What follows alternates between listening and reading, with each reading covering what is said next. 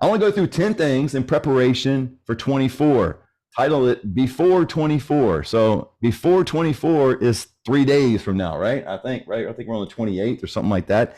These are 10 things that I want to encourage all of us to do, including myself. And going forward, you guys, and hopefully you've been doing this and preparing for your business of any new year, this is 2024 coming up. Ideally, you want to work on your business in November, December. Be ahead of the game, a couple months before everyone else. Most people in business that I encounter, at least, are reactive versus proactive. They kind of go into it. Okay, well, I'm hoping I get more leads. I'm hoping I get this. I'm hoping I get that. And things just kind of get thrown their way and it's reactive. But here's the 10 things. Number one, go into 2024 with a renewed passion for life. It's a gift. I got reestablish your why. We talked about this a second ago with George. Focused on what's important. I think about my own life. I'm 55. You might be older, it might be younger. But I think about how many summers do I have left? We oftentimes think of years, right? I'm 55. The average male in the United States lives to, I think, 72, 73. Let's say I exceed that and go to 85. Well, I think about, I got 30 years left. Well, what that equates is I got 30 summers left. I got 30 birthdays of a certain person left. I got, and maybe 30 vacations if it's once a year. So maybe I told my wife the other day, we need to up it. We need to go about 3 or 4 times a year. So we have more vacations before, I go before she does. I always tease her about that. She's going to be around a lot longer than me. So I've got to set her up for life. So renew your passion for life. Just number one, that's kind of given, but life is a gift. Just simple fact, you woke up this morning, it's a gift, right? Being here tonight, breathing, 3 days for a new year. People that we may have known in the past are not here. I got friends of mine, which is weird, being 55. I got probably about 8 to 10 friends I think off the top of my head are not here for one reason or another. Perfectly good health, and something, boom, they're gone. But here's getting to business. Number 2, set intentions, not goals. Now, what I mean by that is you're either going to be intentional about your business or you're going to allow distractions come your way. What's the difference? Intentions will move the needle in your favor. Distractions will always move the needle in the opposite direction. So reason I like intentions versus goals, everybody does goals. And as Joanne and I were talking about earlier, before you guys popped on, I always have a tendency in my DNA to do things a little bit differently. I go down the road less traveled. I see a herd going that way, I'm going this way, right? So I'll be intentional about it. So very seldomly in the last 3 years, prior to this, I did goals 3 years ago, but last 3 years have been more intentions. Goals will be something like this. Hey, I want to increase my business by 20% this year. Hey, I want to land 3 skilled nursing facilities this year that use me exclusively. Whatever it is, boom, boom, you're starting these bullets going down. It's basically a wish list, right? No one really knows the outcome. You just kind of pinpoint what you want, and then you try to figure out how to get there. Intentions is not that at all. Intentions is I am going to make myself available to skilled nursing facilities in such a way that they are going to use me exclusively. So I'm not setting how many, that's my intention. That's what I'm going to do. I'm going to do a simple as a post once a week for my business. I'm not going to set every Wednesday at 6:00 p.m. That'd be a goal. Intention is I'm just going to do it once a week. So intention gives you a little more flexibility, but it doesn't necessarily take the pressure off, but it does give you flexibility to move forward. So distractions will be, because we do a lot on social media, you might say, okay, let me do my Facebook post for my business. And you get on there and going, oh my goodness, I didn't know that girl had a baby. Oh my gosh. Oh, isn't that cute? Oh, he had a birthday. Oh, I gotta wish him happy birthday. Before you know it, you've gone from doing your post to spending an hour doing these other things, not bad things, and not necessarily things that you shouldn't do maybe later on, but have some time that you do those things, but be very intentional about doing your post. And so when you do it, now if it's life and death, or it's urgent, my wife needs me right away for something, that's very different, but very few things are coming that way. Okay, number 3, recommit to the senior business. What I mean by that is we should all revisit the reasons and motivation for why we started the referral business in the first place. And let's all get to the place we do it just because, not for what we get, because we do it. If it sounds like I'm reading it, I am. That's right in my notes. But it's get to a place I'm just doing it just because. So when you get that pro bono, you get that freebie, hopefully it's not more often than not. I mean, obviously we won't pay. I'm all about cash flow. You guys know that. But it's just, I'm going to do it just because. Goals would be, again, raising your business 20%. But intentions, I want to help as many seniors as I can by making myself available. So helping as many seniors as I can may not equate to necessarily more dollars. It may, hopefully, but you do it just because. All right, number 4, spend 30 minutes every day. Now, this is challenging, okay? It's going to be very difficult for you to do this, I'm telling you. But be intentional about this. Spend 30 minutes every day on identifying problems. Now, not necessarily like your problems. I'm talking about people in general. I'm not even just talking about the senior living industry. I'm talking about problems in general that people have. Then throughout the day, be a problem solver. Okay, so spend 30 minutes a day. However your morning goes, preferably in the morning, could be in the evening, but preferably in the morning. Think about somebody's problem. And then sit there and put yourself in their shoes. And how could you solve that problem? What that'll do for you is that will get you to the place you'll start identifying their pain, and you'll be moved to action. So it may cause you to text someone. It may cause you to call someone because you thought about somebody just got in a wreck. Everybody's okay, but I wonder if they need anything else. It moves you to action. It moves you out of your place of comfort, so to speak. Not saying you don't have any problems, but in your place of comfort in someone else's disposition. Okay, that's number 4. Number 5. There's only 10 of them, guys, so I don't think I got 100 of them here. Number 5, land on one area that will strengthen your business and set you apart from other agencies. What do I mean by that? I identified 4 areas in 2018 that would make my business different. I didn't go, hey, I'm going to identify 4 areas. I just started identifying, and they became 4. One of them was virtual tours. Nobody in my area does this.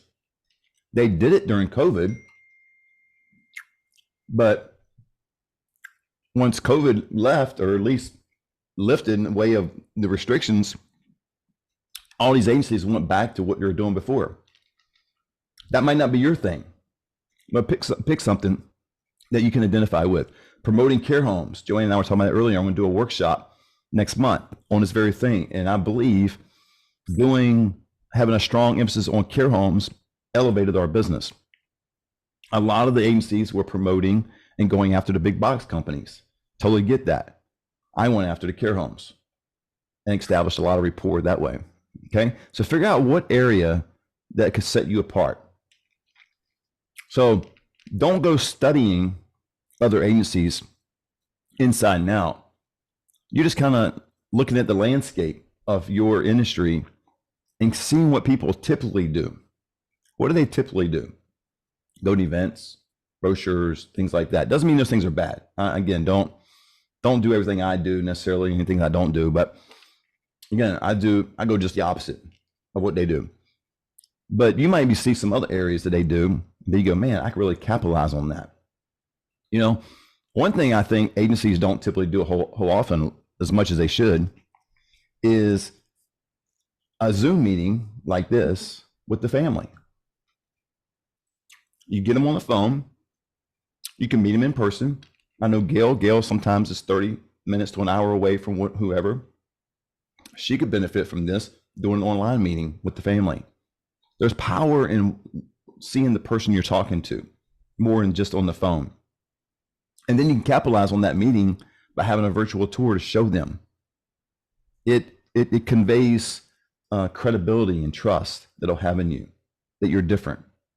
You've taken the time to go through to share with somebody some different things about senior living. Okay, that's number 5. Number 6, increase your network. How do you do this? Social media events, one-on-one meetings. And guys, I can't overemphasize enough the social media part. I told you guys at the beginning, I did this quite a bit. And I look back at some of my videos and content back in 2019. They're pretty dumb, pretty bad. You know, it was just me randomly doing this stuff. I'm sure a lot of people got to my name, whatever, and kind of went, oh God, that idiot again. Oh my geez, I'm tired of seeing that guy. But I became known like as the expert in the area. I don't call myself that, but I became known as that. By doing all these kind of things, now our business is a place, the agency part, doing a lot better than it did in 2018, obviously, has grown tremendously. The academy came along by accident, not by, I'm going to do some side hustle. It became an existence because 2 people want to know what I did. And I was telling them like this for an hour and 15 minutes. And then I told them for another 4 weeks. And then it turned into a class once a week. And then it turned into what it is now. By doing all that, I kept networking. And people through social media would follow me. I told you before, my biggest following is on LinkedIn. LinkedIn has over 12,000. I think it's like 12.5 or something like 12.4 or whatever it is. But because of that, and you want to get on LinkedIn because a lot of businesses are there. But by doing all that, now I got a $4 million company, not an overly big company, but they've been around for 25 years. Now they are actively pursuing me to partner in a lot of ways with Senior Living Referral Business going into 2024. So you might be seeing some of that. I don't know. We're still in the kind of talking stage. There's nothing about me selling my business, nothing like that, but it's just partnering, networking, events, me consulting with them, coaching them and their students and things like that. So all that kind of stuff. All right. But you got to increase your network. I mean, we've all heard, right? Your net worth is equivalent to your network. I mean, the size of your network is going to be the size of your net worth. And that's true. It used to be back in the industrial age, how many hours you worked. As long as you pulled enough hours, you made in overtime, you made money. Now, it's not really that at all. Everything's digital. Everything's online. It's your network. And the good news about it is you ain't got to fly around all the country to do this kind of thing. You can all do it from your phone, your computer. So you just got to figure out that. But increase your network. Number 7, become the expert and authority in your city. How do you do that? Maybe you like blogging. I don't like blogging, but you might like it. I don't like it because I'm not good at it. So that's the reason I don't like it. It's not like I don't like reading things, but I'm not good at it. I got write a book. That's what I'm doing right now. I'm in the process of writing a 120-page book on the Senior Referral Business. And it's going to be 10 chapters. So write that. That brings another piece of credibility toward your business. Be a guest speaker. George has done this quite a bit. Be a guest speaker. That will become, he's probably known a lot in his area as being the expert, the authority in the field, because he's given quality speeches and helping people out. Number 8, again, I only got 10. Stop self-sabotaging your business. People do this a lot, not just in our academy, not just in the Senior Referral Business, people in general. Now, you know self-sabotage. Now, here's the definition of it. I wrote it down. We all know what it is, but here's the definition of it. Behavior or thoughts, especially of an involuntary or unconscious nature, that are harmful to one's own interest or development. So it's your behavior and it's your thoughts. We need to each stop getting in our own way. All right. We get in our own way by having limited beliefs, negative talk, embracing excuses, all that stuff. Going into 2024, we've got to stop doing all that stuff. We will bring down the thermostat in our business, in ourselves. I noticed that in my own life early on, especially whenever we have a good month. I was kind of like, oh wow, things are going really well, and you almost kind of get relaxed because you had a really good week, really good month. And it's almost like you're cooling down your business instead of staying on top of it. Doesn't mean you don't reward yourself. You should reward yourself, but people will do that in general. Okay, number 9. This will be a hard one for you. And I did this 2 years ago, and I'm doing it again this year. And this year, the numbers blowing me away, but it is what it is. And I can't take credit for this. I heard this from somebody else. I want to say, I don't know. I want to say Ed Millett or somebody. I can't remember who it was. But they talk about add a 0 to your top line. Look back in 2023, your profit and loss, what you made. You make 60,000, 200,000, whatever it is, add a 0 to it. When I first started this business, 2018, my only goal, my wife was in medical 15 years. I told you guys that. My only goal was to make $5,000 a month. That was it. We did 12 the first month. Second month wasn't quite as good, like 7, something like that. And then within the 4th month, she was able to stop doing what she was doing because we were making some, a lot in the pipeline and all that good stuff. So that was $60,000 a year. So if you made 60, adding a 0 would be 600,000. You're 10xing your business. Your natural thought would be to cool yourself down and know you can't do that.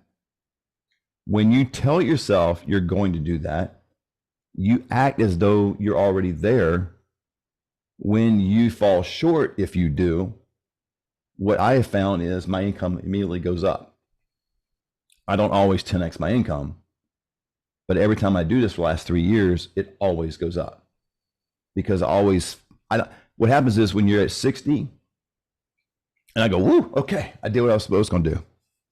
And then I shoot for that next year, and then I might make 70.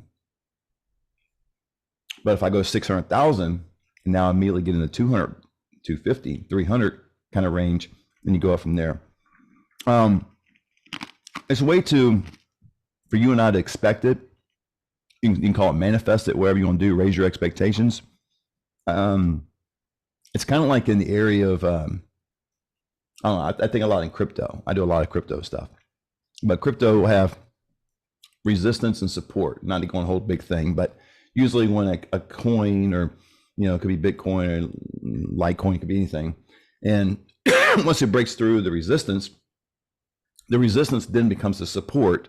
Then it goes up to resistance. And they'll have another resistance and it'll hover back down, might come back below that support. Then that becomes a resistance again. And what I found in my own life, and I see in other people's lives sometimes, that happens to them where they'll bust through the resistance of that 60,000 or 120 or 200, whatever it is. And they get up here and then it's like, oh my gosh, that's too high. I've never been here before. And they cool themselves right back down to what their resistance was. And now it should be their support, but now it's their resistance again. They stay right there. They go sideways. That's my little crypto analogy, but it's a cooling effect. All right, last thing. Going into 2024, we all need to take care of ourselves. We all hear this every year, I know. Make sure you exercise, whether you go to the gym, push-ups, sit-ups at home, treadmill, elliptical, Peloton, I don't care what you do, just something to get the blood flowing, eat right, make sure you go to the doctor, reward yourself with that new car, new house, vacation when you get some cash flow coming in as well. I'm a firm believer in that. I'm not a big personal saving. That's not a money topic tonight, but I'm not real big on saving. I'm real big on investing. So I think it's a big difference, but just take care of yourself. Make sure physically you're doing better. If you are or not, and some things are out of our control, but things are in our control. There was 3 or 4 years ago, I was eating Oreo cookies like they were vitamins. And I would actually say they were vitamins. Make me feel better. Eat about 10 of them every night. Not good. Not good for the body. So doesn't mean you don't ever have an Oreo cookie in your life. Just don't eat the whole bag, Matt. You know, have one. Be in self-control. So take care of yourself and do that. And because you're in this for the long haul. Another important thing about taking care of yourself, you're around a lot of seniors. You go into skilled nursing facilities. You're in hospitals. You're around people that aren't feeling the best.